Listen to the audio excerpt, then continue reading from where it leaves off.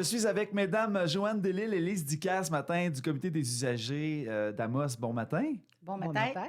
Ou de la MRC de l'Abitibi, je devrais dire. Oui, c'est la MRC sur tout le territoire qu'on dessert au niveau des services de santé et des services sociaux. Alors, madame Lise Dicker, puisque vous avez ouvert la discussion, vous êtes...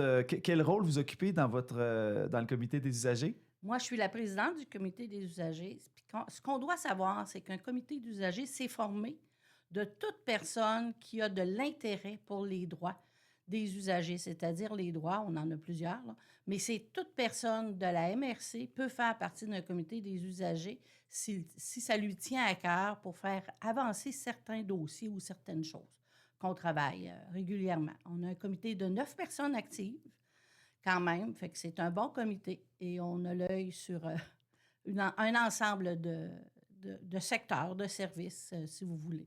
Dans tout le réseau de la santé ici. Dans le réseau, nous, on est le comité des usagers, les ESCAR d'Abitibi, parce qu'on est la MRC d'Abitibi. Il y a un comité d'usagers à Rouen, il y a un comité d'usagers. Donc, si vous recevez des services d'ailleurs, vous pouvez nous contacter si vous avez des questions.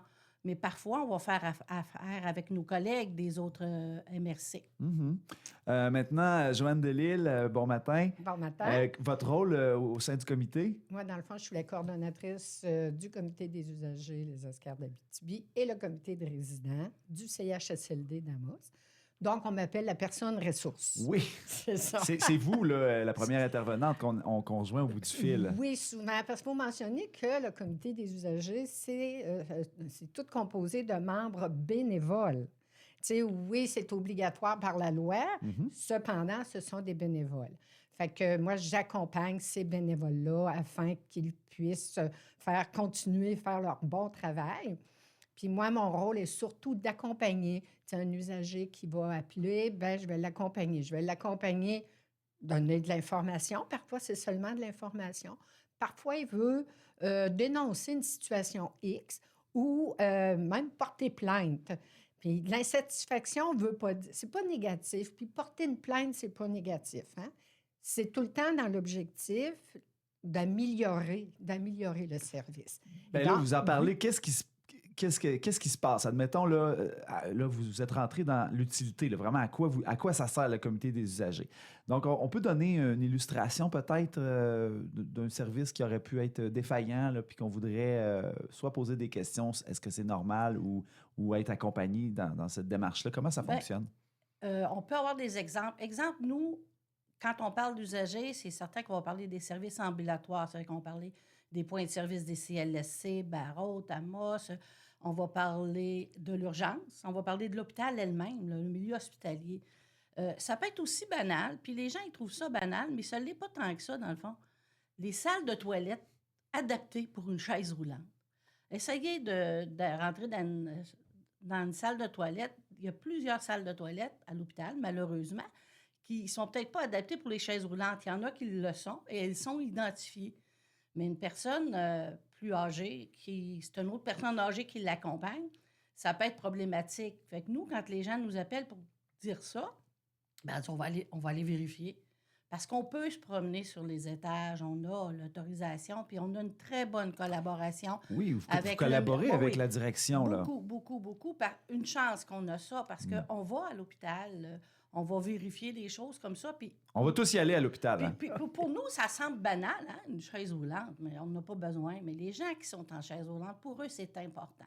Fait que c'est pas le nombre de fois qu'on va avoir un appel qui fait qu'on va faire une vérification, mais vraiment la personne qui va décrire son problème, c'est Joanne qui le rejoint régulièrement, qui va l'appeler, qui va voir avec cette personne-là qu'est-ce que c'est exactement, puis à quel endroit, pour être le plus précis possible, pour qu'on puisse après, nous, aller, soit qu'on va directement avec le gestionnaire de la place où on est allé visiter, puis comme je vous dis, en grande majorité, on a des très bonnes communications avec ces personnes-là. Cela dit, c'est complètement anonyme, évidemment, oui, parce que là, il y a toujours une crainte là, de créer un précédent, puis parce que c'est pas juste par rapport l'établissement en tant que tel, c'est les services aussi. Donc, il y a des humains aussi derrière les questionnements, peut-être les plaintes aussi. Bien, en fait, nous, notre rôle, ce n'est pas d'aller parler à la personne qui a donné le service ou qui, entre guillemets, si moi je suis une usagère puis je veux dénoncer une situation dans laquelle, exemple, je considère que je n'ai pas été accueillie avec la politesse, avec diligence ou bienveillance, Mhm. ça peut arriver qu'une personne dénonce ça. Pas pour faire du tort à la personne qui l'a accueillie, mais pour qu'elle ne recommence pas. Oui, parce qu'on ne Donc, sera pas la seule non. personne à être servie. Fait que nous, notre rôle, c'est d'évaluer cette situation-là avec la personne qui veut dénoncer. Mais nous, on ne va pas parler à la personne qui a fait l'accueil. Nous, on va parler à son gestionnaire. Puis on va dire, regarde, il est arrivé telle chose, telle heure, telle date, telle dit. Elle sait qui était là. Fait que c'est son rôle de gestionnaire. Nous, notre rôle n'est pas d'aller dire aux travailleurs, au personnel qu'il y a eu des manquements. Mais Ouais. c'est vraiment d'améliorer. Parce que quand Joanne parle de dénonciation, les gens trouvent ça gros.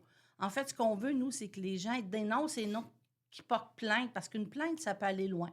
Une dénonciation, c'est vraiment dans le but d'amélioration. Puis c'est ce qu'on donne quand on rencontre des gens comme vous ce matin. Oui.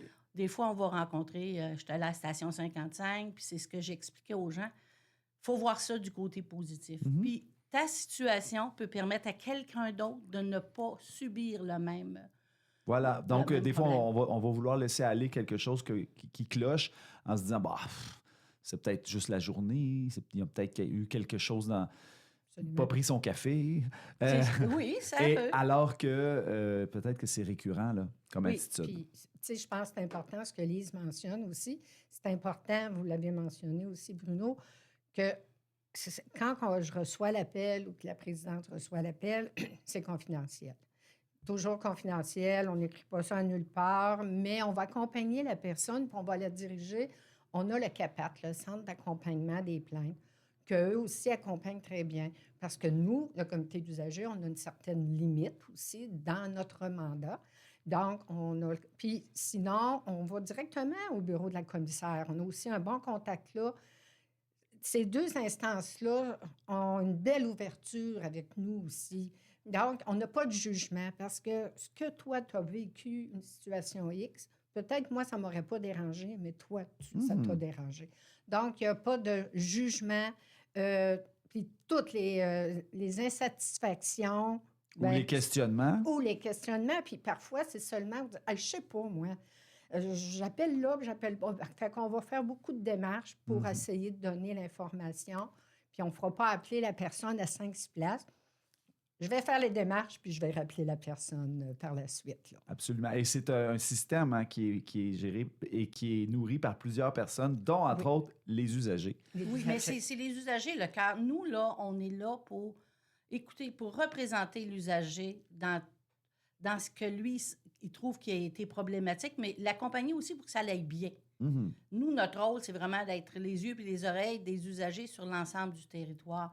Puis chaque territoire de MRC a son comité d'usagers. Ça fait qu'ensemble, nous, parfois, on se donne on dit, bien, s'il arrivait telle situation chez vous, comment tu as réagi? Puis on va vraiment s'entraider. Puis notre but, comme Joanne dit, la commissaire aux plaintes, c'est un gros titre, hein? La commissaire aux plaintes, elle doit être épouvantable, elle doit pas être... non, au contraire, c'est une personne très disponible. Oh oui. Puis si on a des questionnements, Et on va nous bienveillante accompagner. aussi. Oui, bien, en fait, le mot d'ordre, c'est la bienveillance. Oui. J'en doute pas. Peu importe ce qu'on fait. Là, le temps file. Je pense, j'ai l'impression qu'on aurait le temps ou le contenu pour se voir quelques fois. Mais là, mettons, ligne directe. Là. Comment directe. on fait pour s'informer, premièrement, de nos droits et pour vous contacter? Partout dans les établissements, il y a, admettons, à l'hôpital, à 3 endroits, il y a un tableau avec les photos et les dépliants dont on retrouve le numéro de téléphone. C'est important de mentionner que le bureau n'est pas ouvert 35 heures semaine. On parle de bénévoles. Il n'y a pas de sous comme tel, tant que ça dans nos... Donc, mais à tous les lundis, les messages sont pris et en général, une quinzaine d'heures, le bureau est ouvert. Donc, on laisse un message parce que s'il y a une urgence, ce n'est pas nous qu'on appelle. Il y a d'autres instances. Donc, oui, vous allez le trouver au CLSC, à la clinique de vaccination, puis sur le site intranet du CISAT aussi, vous allez trouver l'information, qui est le 819-732-6521, poste 3173. 71, excusez, 3173. Excusez. Non, prenons Je le temps. m'appelle Elle s'appelle pas. 3173. C'est pas elle qui appelle. Non? Elle en reçoit. Donc, on va le mettre sur notre rediffusion de parfait. l'entrevue Tout sur à fait. la page Super, Facebook. merci. Et les droits maintenant, on n'aura peut-être pas le temps de tous les citer Non. aujourd'hui parce que c'est plutôt Il y en a quand même complexe. 16, hein? Oui, il y en a 16. On a 16 droits, puis un qui est très... Bien, ils sont tous importants, mais j'en ai souligné, j'en ai mis en quelques-uns. Allons-y. donc. Entre autres, être informé de mon état de santé. C'est une obligation, puis c'est écrit dans la loi, qu'on doit vous aviser de votre état de santé, on doit vous aviser de ce qui s'en vient, qu'est-ce qu'on veut faire, pour vous permettre à vous d'avoir un consentement libre et éclairé. C'est-à-dire, vous devez savoir à quoi vous attendre, puis on doit vous le faire en temps opportun. Parce que vous pouvez décider de dire oui à tout ou de dire non en partie ou en tout. Absolument. Ça vous appartient. C'est un droit qui vous est inaliénable. En tout cas, ça, là, vous pouvez pas, ils ne peuvent pas vous l'enlever. Vous avez le droit d'être accompagné par une personne de votre choix. Quand vous rencontrez une infirmière, un travailleur social ou un médecin, la personne de votre choix n'est pas nécessairement quelqu'un de votre famille, mais c'est quelqu'un en qui vous avez confiance, puis vous dites « Viens avec moi, là, parce que je vais en perdre des bouts. Puis souvent, absolument. les gens, c'est ce qu'ils ont besoin. Puis on ne peut pas vous refuser ça. Vous avez accès à votre dossier médical sous certaines conditions, puis ça, c'est des conditions qui sont dans la loi. Mais vous avez accès à votre dossier médical, vous devez en faire la demande aux archives, puis dire ce que vous voulez y voir, ce que vous voulez lire. Parce que parfois, dans certains dossiers, il va y avoir un tiers qui va avoir rapporté des situations ou peu importe, auxquelles vous n'aurez pas le droit à ces informations-là. C'est vraiment, à ce moment-là, c'est important de dire, moi, je veux mon dossier médical, exemple, j'ai été hospitalisé du 8 au 10, puis je voudrais voir le résumé de cette...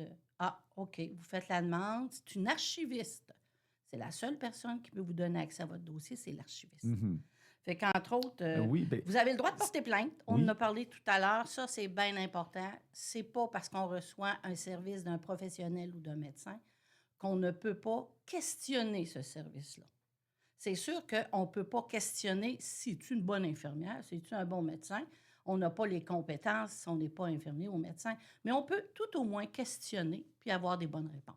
donc, si je veux plus de détails sur ces droits-là, c'est sur... Ben, il y a un site généralisé là, au Québec. Là, de... Le 6, sur le CISAT, sur le CISAT. même aussi. sur la page du CISAT, qui est notre Centre intégré des services de santé et des services sociaux de l'Abitibi-Témiscamingue, vous avez les informations qui sont là. Et puis, vous avez, comme on vous a dit, là, le numéro pour rejoindre notre coordonnatrice. Très intéressant. J'ajouterais En quelque chose. terminant, oui. Oui, j'ajouterais que oui, il y a 16 droits, l'usager a 16 droits, mais l'usager a des responsabilités. Oui, oui, Responsabilité d'annuler son rendez-vous, responsabilité de respecter, si on te dit, bien, sois agent, il faut que tu sois agent. Tu sais, la responsabilité de la confidentialité. Tu es à l'hôpital, tu as ton voisin, tu as entendu qu'il y a un diagnostic. On ne répète pas ça en ville. Donc, il y a ce respect-là, cette dignité-là envers ton collègue de chambre ou l'usager de la même chambre que toi, ou à l'urgence, tu entends des choses. Donc, on a quand même des responsabilités en tant qu'usager aussi. Ben, on aura certainement l'occasion de s'en reparler. Lise Absolument. Dicker, Joanne Delisle, du Comité des usagers, merci beaucoup d'être venus nous voir ce matin. Bien, C'est merci nous qui à vous vous. remercions. Merci Merci. à vous.